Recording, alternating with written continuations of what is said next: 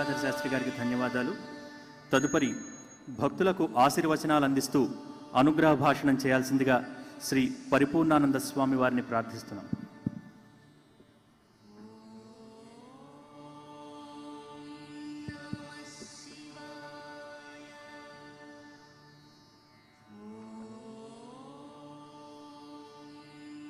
क्षन्तव्यो मे पराधः शिव शिव शिव भो श्री महादेव शंभो. ఈరోజు కార్తీక మాసం ప్రారంభమై మొట్టమొదటి సోమవారం.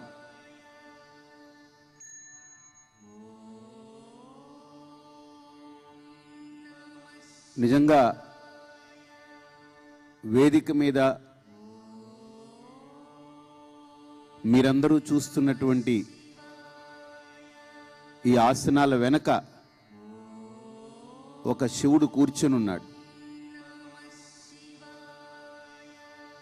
మాకైతే కనపడడు, మేము వెనక్కి తిరగాలి. కానీ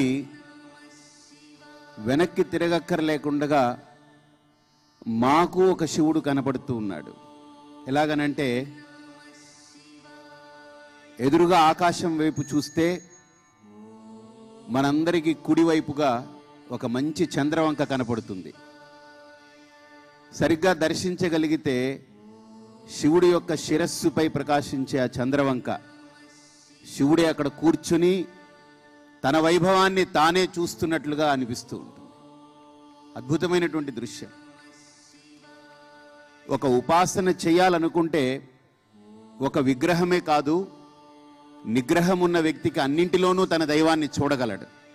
ఒక్క విగ్రహంలోనే కాదు.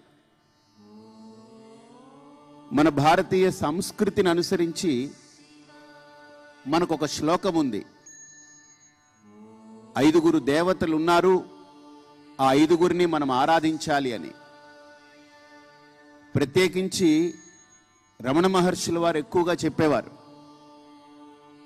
పంచాయతన దేవతలని ఆయన చాలా ప్రాధాన్యత ఇస్తారు. ఒక శ్లోకం కూడా ఉంది. ఆదిత్యం అంబికాం విష్ణుం గణనాదం మహేశ్వరం పంచదేవాన్ స్మరేన్ నిత్యం పూజయేత్ పాపనాశనం అని. 5 దేవతలని మనం స్మరించడం వల్ల మనలో ఉన్నటువంటి పంచపాతకాలు పోతాయి అని.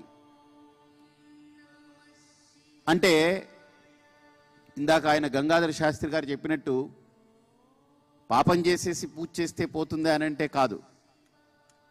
ఈ పాతకాలు అనేటువంటివి తెలియక అజ్ఞానంతో చేయడమో, లేదు మనస్సు ఆ సమయంలో ఏదో విచలితమై చేయడమో, ఇలా రకరకాలుగా దోషాలు మనం చేస్తూ ఉంటాం. కావాలని చేసేవి కావు, తెలియక చేసేవి, అజ్ఞానంతో చేసేది.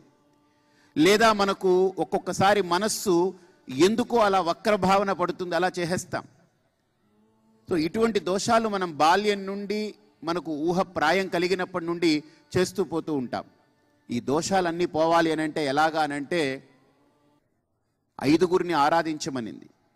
అందుకు ప్రతీకగా మన భారతీయ సంస్కృతిలో ఈ దక్షిణాయనం నుండి మనం చూస్తే భాద్రపద మాసంలో మొట్టమొదట ఆదౌ పూజ్యో గణాధిప అన్నట్టు భాద్రపద మాసంలో మహాగణపతికి ప్రాధాన్యతనిచ్చి గణేష నవరాత్రులు చేస్తాం.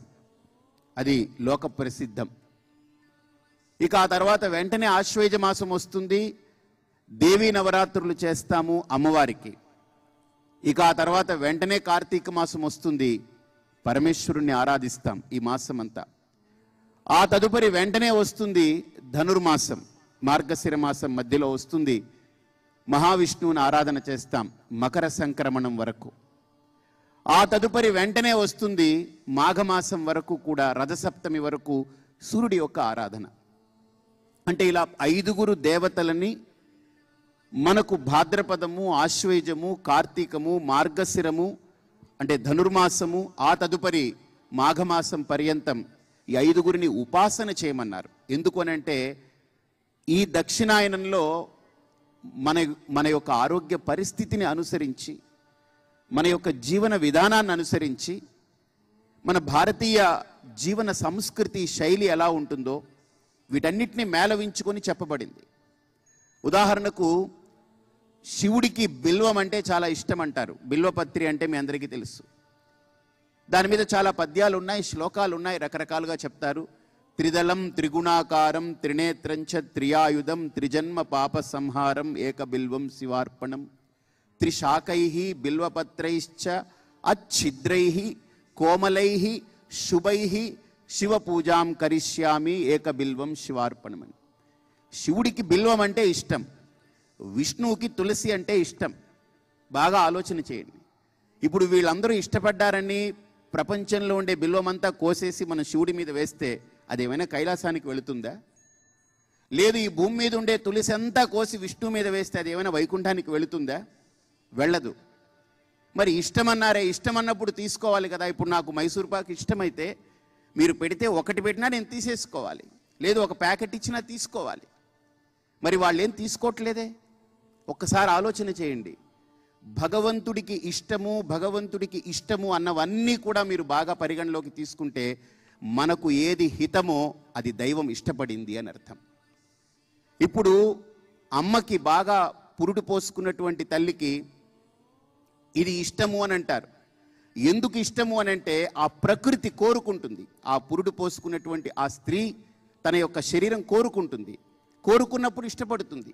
పచ్చి మామిడికాయలు తినాలనిపిస్తుంది, అది అప్పుడు ఆవిడకి ఇష్టం, కానీ ఎప్పుడు పడితే అప్పుడు ఇస్తే ఇష్టం ఉండదు. ఎందుకనంటే ఆ ప్రకృతి కోరుకుంటుంది. కాబట్టి భగవంతుడికి భక్తులమైనటువంటి మనం, భగవంతుడి యొక్క సృష్టిలో భాగమైన మనం, మనకు ఏది హితమో అది దైవం ఇష్టపడుతుంది. తులసి అనేటువంటిది ఎంత గొప్ప ఔషధమో మనందరికీ తెలుసు. బిల్వం అనేది ఎంత గొప్ప ఔషధమో మనందరికీ తెలుసు. ఇది ఆ దేవతలు ఇష్టపడ్డారు అని అంటే అది మన హితం కోరి ఇష్టపడ్డారు. కాబట్టి కనీసం భగవంతుడి యొక్క భావనతోనైనా ఒక్క తులసి దళం మనం తీసుకుంటే, మనం విష్ణు ఆలయానికి వెళ్ళామనంటే దర్శనం చేసుకుని వచ్చేటప్పుడు మన చేతిలో ఒక తులసి పత్రం పెడతారు. అది మనం ప్రసాదంగా తీసుకుంటాం. ఏమండి నాకు ఒక కిలో పులిహార పెడతారేమో అనుకుని వెళ్ళానండి, లేకపోతే ఒక అరకిలో చక్కెర పొంగల్ పెడతారేమో అనుకుని వెళ్ళానంటే అది నీ అనుకోవడం గొనుక్కోవడంతో సంబంధం లేదు. భగవంతుడి దగ్గరికి వెళ్తే పులిహార చక్కెర పొంగల్ కాదు, అక్కడ నీకు ఇవ్వాల్సింది తులసి పత్రం ఇవ్వాలి, తీర్థం ఇవ్వాలి. ఆ తీర్థం ఇచ్చేటప్పుడు కూడా మనకి ఎంత మంత్రం చెప్తారండి, అకాల మృత్యుహరణం. అంతేగాని మొత్తం మృత్యువే తీసేయాలని ఎక్కడా చెప్పదు. అకాల మృత్యుహరణం, సర్వవ్యాధి నివారణం, సమస్త పాపక్షయకరం అని అంటారు. అలాగనే ఈరోజు ఒక దీపం మనం పెట్టుకుంటున్నాము, ఇంత పెద్ద దీపోత్సవం చేసుకుంటున్నామని అంటే బాగా ప్రచారం జరిగింది ఏంటనంటే శివుడికి దీపం అంటే ఇష్టం. ఏమిటి, ఆయన ఏమైనా చీకట్లో ఉన్నాడా? ఆయన ఏమన్నా లేదు. మన దగ్గర ఆవు నెయ్యి బాగా మిగిలిపోయి ఏడాది పొడుగుతా చేర్చి పెట్టుకుని, ఇప్పుడు డాక్టర్లు కూడా తినొద్దు అంటున్నారు కాబట్టి, కొలెస్ట్రాల్ అంటున్నారు కాబట్టి, నెయ్యి అంతా చేర్చి పెట్టుకుని కార్తీక మాసంలో మిగిలిపోయిన నెయ్యి ఏం చేయాలో తెలియక శివుడికి ఇష్టమని వెలిగించే కూడా మనం ఒక సభ ప్రారంభించేటప్పుడు జ్యోతి ప్రజ్వలన చేస్తాము, జ్యోతిని వెలిగించి ఒక సభ ప్రారంభిస్తాం కదా. ఎందుకంటే అక్కడ కూడా ఒక మంచి లైట్, ఫ్లడ్ లైట్లు పెట్టి మీరు స్విచ్ ఆన్ చేస్తే లైట్ వెలుగుతుంది. ఎందుకు ఈ దీపం వెలిగించాలి అని అడిగాడు. నేను చెప్పాను, చాలా మంచి ప్రశ్న వేసావు అబ్బాయి. ఈరోజు ఈ లైట్లన్నీ వెలుగుతున్నాయి, నేను ఇంకొక బల్బు ఆ లైట్ దగ్గరికి తీసుకెళ్తే ఆ లైట్ ఆ బల్బుని వెలిగించలేదు.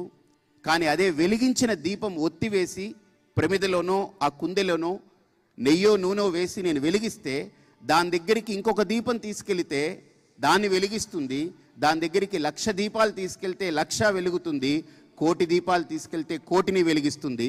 కానీ ఎలక్ట్రికల్ బల్బు తాను మాత్రమే వెలుగుతుంది, కానీ ఇంకో దానికి వెలిగించలేదు. అలాగనే భారతీయులు తాను వెలుగుతూ ఇతరులకి ఆ ప్రకాశాన్ని ఇచ్చి తన జీవితాన్ని ఉద్ధరించుకున్నటువంటి గొప్పవాళ్ళు పుట్టినటువంటి భూమి ఇది. అలాంటి మార్గదర్శనం మనకు చేశారని. అలాగనే ఈరోజు కార్తీక మాసంలోనే దీపాలు పెట్టాలి. ఎందుకు పెట్టాలి ఒకసారి ఆలోచన చేయండి. శివుడికి చాలా ఇష్టం అంటారు. అసలు శివుడు ఎవరయ్యా అనంటే ఒక పక్క నిరాకారుడు అంటున్నాం, ఒక పక్క నిర్గుణుడు అంటున్నాం, ఒక పక్క కైలాసవాసి అంటున్నాం, ఒక పక్క ఇంకొకటి అంటున్నాం. మరి అంతటా ఉన్నాడు పరమాత్మ అన్నప్పుడు ఆయనకు కార్తీక మాసంలో ఒక దీపం పెడితే ఏమిటి, దానివల్ల మనకు వచ్చేది ఏమిటి, ఆయనకు ఒరిగేది ఏమిటి, ఇవన్నీ ఒక్కసారి ఆలోచన చేయండి. నేను అమెరికాలో పర్యటిస్తున్నప్పుడు ఒక చిన్న పాప అడిగింది, కార్తీక మాసంలో దీపాలు పెట్టాలంటారు, మాకు కూడా ఇక్కడ మా ఇంట్లో కూడా మా అమ్మగారు వాళ్ళు పెడుతుంటారు, అసలు ఎందుకు పెట్టాలి స్వామి కార్తీక మాసంలో దీపం అని అడిగితే అమ్మాయికి చాలా మంచి రీజనింగ్ ఒక మాట చెప్పాను. ఆ ఒక్క మాట చెప్పి పూర్తి చేస్తాను. ఏమిటనంటే వర్షాలు పడిన తర్వాత, వర్ష ఋతువు అయిపోయిన తర్వాత భూమిలో నుంచి వర్ష ఋతువు అయిన తర్వాత నుంచి ఒక రకమైనటువంటి వాయువులు ఉత్పత్తి అవుతాయి. అలాగనే ఇప్పుడు చలికాలం ప్రారంభమవుతుంది. ఈ చలికాలంలో ఒక తేమ ఉంటుంది. రాత్రిపూట అయ్యేటప్పటికి సంధ్యా సమయం వచ్చేటప్పటికి సూర్యకాంతి తగ్గిపోతుంది, సూర్యరశ్మి తగ్గిపోతుంది. ఈ వాతావరణంలో తేమ ఉంటుంది. మనం ఇంట్లో ఉంటాం కాబట్టి, బయట ఉండం కాబట్టి మనకు గాలి ఆడదు, సరిగ్గా ఆక్సిజన్ అందదు. అలాగే వర్ష ఋతువు అయిన తదుపరి ఎన్నో వాయువులు భూమిలో నుంచి బయటకు వస్తాయి. ఆ వాయువులు ఈ తేమలో కలిసి మనకు ప్రాణాపాయ స్థితిని కల్పించే అపాయం ఏర్పడే అవకాశం ఉంది.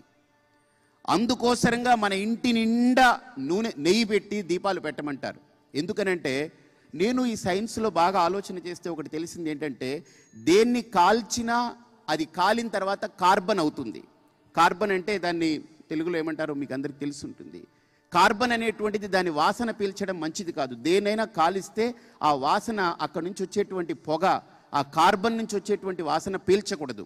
కానీ ఈ సృష్టిలో రెండింటి తాలూకా పొగ పీల్చొచ్చు. ఏమిటనంటే, ఒకటి మంచి కర్పూరాన్ని వెలిగించినప్పుడు వచ్చేటువంటి పొగని పీల్చొచ్చు, అలాగనే ఆవు నెయ్యితో కాల్చినప్పుడు వచ్చేటువంటి పొగని మనిషి పీల్చొచ్చు. ఎందుకనంటే ఇది రెండు మనిషి యొక్క ప్రాణవాయువుల్ని శుద్ధి చేసి మనిషిని కాపాడుతుంది అనేటువంటిది మనకు పూర్వీకులందరూ కూడా ఎస్టాబ్లిష్ చేసినటువంటి సత్యం అది. కాబట్టి కార్తీక మాసంలోనే దీపాలు ఎందుకు పెట్టాలి అని అంటే, కార్తీకంలో దీపాలు పెట్టాలి, కార్తీకంలో దీపాలు పెట్టాలంటాం. ఎందుకు పెట్టాలి అని అంటే, ఇది ఒక యజ్ఞం. మనం బాగుండాలి, మన పర్యావరణం బాగుండాలి, మన ఇంట్లో వాళ్ళందరూ బాగుండాలి. ఈ బాగు కోసరం మన హితం కోరి మనకు ఏది క్షేమమో అది భగవంతుడు ఇష్టపడతాడు. మన ఇంట్లో కూడా చూడండి, తల్లిదండ్రులు కూడా ఏదైనా అమ్మ ఒకటి వండిందని అంటే, నా కొడుక్కి ఇది ఇష్టం అంటుంది, నా కూతురికి ఇది ఇష్టం అంటుంది, మా ఆయనకి ఇది ఇష్టం అంటుంది. ముగ్గురికి ఇష్టమైంది వండుతుంది, కానీ ఆవిడికి ఇష్టమైంది ఎప్పుడూ ఉండదు. ఎందుకని? ఆవిడ వీళ్ళందరి ఇష్టాలని తన ఇష్టంగా మార్చుకుని బ్రతుకుతూ ఉంటుంది. అది తల్లి అని అంటే. అలాగనే అమ్మలగన్నయమ్మ ముగురమ్మల మూల పుటమ్మ చాలా పెద్దమ్మ అని మనం అన్నామనంటే, ఆ అమ్మవారు ఇష్టపడ్డారు అని అంటే మనకు ఏది హితమో అది వాళ్ళు ఇష్టపడతారు. కాబట్టి ఏదైనా దేవుడి పేరు మీద జరిగే ప్రతిదీ భారతదేశంలో మన కోసరమే, మన హితం కోరి ఒక ప్రదక్షిణం చేయమన్నా, ఒక గుడికి వెళ్ళమన్నా, ఎక్కడికి వెళ్ళమన్నా ఒక అద్భుతమైన ప్రక్రియ చోటు చేసుకుంది. ఇలాగనే అమెరికాలో ఒక సైకియాట్రిస్ట్ ఒక ఆయన నాతో మాట్లాడుతూ, ఏమండి మాకు అమెరికాలో కౌన్సిలింగ్ సెంటర్స్ ఉన్నాయి, బాగా ఎక్కడ పడితే అక్కడ కౌన్సిలింగ్ సెంటర్స్ ఉన్నాయి, ఊరికి కనీసం ఒక 15-20 సెంటర్స్ ఉంటాయి, మీకు ఇండియాలో ఏమన్నా ఉన్నాయా అని అడిగారు ఒక ఆయన. అడిగితే నేను చెప్పాను, భారతదేశంలో దండిగా ఉన్నాయన్నాను. అదేంటండి ఎలా ఉన్నాయన్నారు. మీకైతే ఊరికి ఒక 10-15 ఉంటాయి, మాకైతే వీధికి ఈ చివరనొకటి ఆ చివరనొకటి 2 సెంటర్స్ ఉంటాయన్నాను. ఇదేమిటండి ఇండియాలో అంతమంది పిచ్చోళ్ళు ఉన్నారా అని అడిగారు ఆయన. అంతమంది డిప్రెషన్ క్యాండిడేట్స్ ఉన్నారా అని అడిగారు. నేను చెప్పాను, అది డిప్రెషన్ క్యాండిడేట్స్ సప్రెషన్ క్యాండిడేట్స్ కాదు, మాకుండే సెంటర్స్ చాలా గొప్పవన్నాను. మరి మీకు అక్కడ అంతమంది సైకియాట్రిస్టులు ఉన్నారా అన్నారు. లేరని చెప్పాను. మరి ఎవరు రన్ చేస్తారన్నాను. ఆయన అడిగారు. అడిగితే వీధికి ఈ చివరి నుండే విష్ణు ఆలయంలో శ్రీమన్నారాయణుడు ఉంటాడు, వీధికి ఆ చివరి నుండే శివాలయంలో పరమేశ్వరుడు ఉంటారు, ఇవి 2 మాకు కౌన్సిలింగ్ సెంటర్స్ అని చెప్పాను. ఎందుకు అని అంటే, ఉదయాన్నే స్నానం చేసి ఒక వ్యక్తి ఆఫీస్కి వెళ్లే ముందు అక్కడికి వెళ్ళి దేవుడి దగ్గరికి వెళ్ళి, అయ్యా ఈరోజు నేను వెళుతున్నాను, నాకు ఉద్యోగంలో ఏమి ఇబ్బందులు ఉండకూడదు, నేను ధార్మికంగా బ్రతకాలి, నన్ను చల్లగా చూడాలి, నా యజమాని నన్ను బాగా చూడాలి, నా క్రింద వాళ్ళు నేను చెప్పినట్టు వినాలి, నేను చేసే పనిలో నా యజమానికి మంచి లాభం రావాలి, మా పై వాళ్ళు క్రింద వాళ్ళందరూ బాగా ఉండాలి అని ఆయన దగ్గర అన్నీ చెప్పేసి పోతాడు. మీరు గమనించండి, ఉదయాన్నే గుడికి వెళ్ళి ఉద్యోగానికో స్కూలుకో వ్యాపారానికో దేనికైనా వెళ్ళే వాళ్ళని చూడండి, వాళ్ళు గుడిలో కూర్చుని తీర్థం తీసుకుని ప్రదక్షిణం చేసి భగవంతుడి దగ్గర ఒక క్షణం గడిపి బయటకు వచ్చేటప్పుడు ఏదో 1000 ఏనుగుల బలంతో బయటికి వెళ్తారు వాళ్ళు. మళ్ళీ సాయంత్రం ఇంటికి వచ్చిన తర్వాత స్నానం చేసి బట్టలు మార్చుకుని కాళ్ళు కడుక్కుని మొహం కడుక్కుని బొట్టు పెట్టుకుని స్నానం చేసి దేవుడి దగ్గరికి గుడికి వెళ్తారు. గుడికి వెళ్ళిన తర్వాత, అయ్యా ఈ రోజంతా ఇలా జరిగింది, ఈ రాత్రి కూడా చల్లగా గడవాలి, రేపు పొద్దున హాయిగా నీ అనుగ్రహంతో లేవాలి అంటారు. అంటే ఈ 2 దేవాలయాలు కూడా కౌన్సిలింగ్ సెంటర్స్ మనకు. కాబట్టి ఇలా భారతీయ సంస్కృతిలో ప్రతి అడుగు మన పూర్వీకులు మనకు పెట్టినటువంటి ఆచరణ ఏవైతే ఉందో, అది ఏ సంప్రదాయం అయినప్పటికీ కూడా, సంప్రదాయంలో వైష్ణవం అవ్వచ్చు, శైవం అవ్వచ్చు, శాక్తేయం అవ్వచ్చు, గాణాపత్యం అవ్వచ్చు, సౌరం అవ్వచ్చు, స్కాందం అవ్వచ్చు, ఎన్ని తెగలు ఉన్నప్పటికీ కూడా ప్రతి తెగకి తాత్పర్యం ఏంటనంటే, ఒక జీవుడు ఉద్ధరింపబడాలనేదే దాని తాత్పర్యం. జీవుడి యొక్క ఉద్ధరణే దాని యొక్క తాత్పర్యం. కానీ వేరే ఇంకో ఏదీ కాదు. అలాంటి ఉద్ధరణలో భాగంగా ఈరోజు భాగ్యనగరంలో మనం కోటి దీపోత్సవం ఒక మహత్తరమైనటువంటి కార్యక్రమం. కోటి అనంటే 99,99,99,999 తర్వాత వచ్చే సంఖ్య అని మాత్రమే అనుకోకండి. 1 కోటి అనేటువంటిది అనంతానికి సంకేతం. మామూలుగా బిజినెస్ సైకాలజీలో కూడా ఎకనామిక్స్లో కూడా అంటారు, ఎవరైనా కష్టపడి 1 కోటి వరకు సంపాదించగలిగితే చాలట, ఆ కోటి ఎన్ని కోట్లైనా చేస్తూ పోతుంటాయంటారు వాళ్ళు. 1 కోటి దాకే నీ ప్రయత్నం, ఆ తర్వాత అది ఎంతమందికైనా కూటి పెడుతూ ఉంటుంది, తెచ్చి పెడుతూ ఉంటుందని అంటారు. కాబట్టి మనకు ఇక్కడ కోటి దీపోత్సవం నిర్వహించుకుంటున్నాం భాగ్యనగరంలో అని అంటే, ఈరోజు ఈ వేదిక చూస్తుంటే ఇందాక నరసింహారెడ్డి గారు అన్నారు, ఏమిటండి మళ్ళీ కైలాసం ఇక్కడికి వచ్చేసిందా అన్నట్టు అనిపిస్తూ ఉందని. నిజంగా ఒక అద్భుతమైనటువంటి ఒక మార్గదర్శనం భక్తి టీవీ ద్వారా అందుతూ ఉంది. అయితే గతంలో మనం ఎప్పుడో చెప్పుకున్నాం, ఇంతకుముందు 2-3 సార్లు కలవక ముందు, ప్రతి ఛానల్లోనూ ఈ హిందూ ధర్మం పట్ల ఇంకా బాగా ఒక నిష్ట పెరగాలి. చౌదరి గారు మాట్లాడుతున్నప్పుడల్లా నాతో అంటుంటారు, స్వామి అన్ని ఛానల్లోనూ ఇది రావాలి, దీనికి ఒక ఏదో స్టార్ట్ చేయాలి, మనం చేస్తూ ఉన్నాము, అందరూ దీన్ని గుర్తించాలి, ఇది ఏదో ఒక్క భక్తి టీవీ చేయాలి, ఎన్టీవీ చేయాలని కాదు, ప్రతి ఛానల్లోనూ ఈ హిందుత్వం అనేటువంటిది రావాలి, ప్రతి స్వామీజీ వేదికను పంచుకోవాలి, మాకేదో ఒక పరిపూర్ణానంద గారు ఇష్టం కదా అని ఆయన ఒక్కరే అని కాదు, లేకపోతే ఇంకొకళ్ళు ఇష్టం కదా అని కాదు, ప్రతి స్వామీజీ వేదిక మీద రావాలి, ప్రతి ఛానల్ ముందుకు రావాలి, ప్రతి భక్తుడు ఈ ధర్మం కోసం ముందుకు రావాలనేటువంటి ఆలోచన ఒక మహత్తరమైనటువంటి ఆలోచన. అందులో ఈ కార్తీక మాసం ఈ సోమవారం ఇక్కడ దీపోత్సవాన్ని ప్రారంభించడానికి నేను పాల్గొనడం మీ అందరితో పాటు ఇది నాకు ఒక జన్మ సుకృతం. అలాగనే చిన్నజీయర్ స్వామి వారి యొక్క సమక్షంలో ఈ కార్తీక దీపోత్సవం ఈరోజు మనం ప్రారంభం చేసుకోబోతున్నాం. ఈ వేదిక మీద నుంచి ఎందరో మహానుభావులు భారతదేశంలో అటు దక్షిణాది రాష్ట్రాల నుంచి, ఉత్తరాది రాష్ట్రాల నుంచి, అలాగనే తూర్పు పడమర నుంచి, అంటే దేశానికి 4 దిక్కుల నుండి ఈ భాగ్యనగరానికి చేరుకోబోతున్నారు. మనకు త్రివేణి సంగమం అని ఉంది, గంగా యమున సరస్వతి 3 కలుస్తుంది. అయితే భారతదేశానికి ఉండే 4 దిక్కుల నుండి సాధువులు నిజంగా మరో కుంభమేళాలాగా ఈ భాగ్యనగరానికి విచ్చేసి ఈ కార్తీక దీపోత్సవం కోటి దీపోత్సవంలో పాల్గొనబోతున్నారు. దానికి రమాదేవి గారు, నరేంద్ర చౌదరి గారు, నిజంగా వారిద్దరూ ఈ కార్యక్రమం ఎంత ఖర్చైనా దానికి కంకణబద్దులై నిలబడి ఒక టీవీ మాధ్యమాన్ని దీనికోసం అంకితం చేసి ఒక అద్భుతమైన కార్యక్రమాన్ని రూపొందించారు. వారి వెనక అహర్నిశలు ఒక 6 నెలలుగా, ఒక ఏడాదిగా దీన్ని రూపకల్పన చేస్తూ ఈ సిబ్బంది తదితర మొత్తం సాంకేతిక వర్గం కానీ ఇంతమంది దానికి సహకరించినటువంటి వారందరికీ కూడా ఇక్కడ వెలిగే ప్రతి దీపపు కాంతి వారి జీవితానికి సోకి వారందరూ దేదీప్యమానంగా ప్రకాశించాలని, ఇలాంటి భావాలు ప్రతి ఒక్కరి హృదయంలో వెలుగొందాలని కోరుకుంటూ, నమః పార్వతీపతయే హర హర మహాదేవ గోవిందా. మీ సొమ్మేమైనా పోయిందా గోవిందా అంటే? ఒకసారి గట్టిగా చెప్పండి, గోవిందా.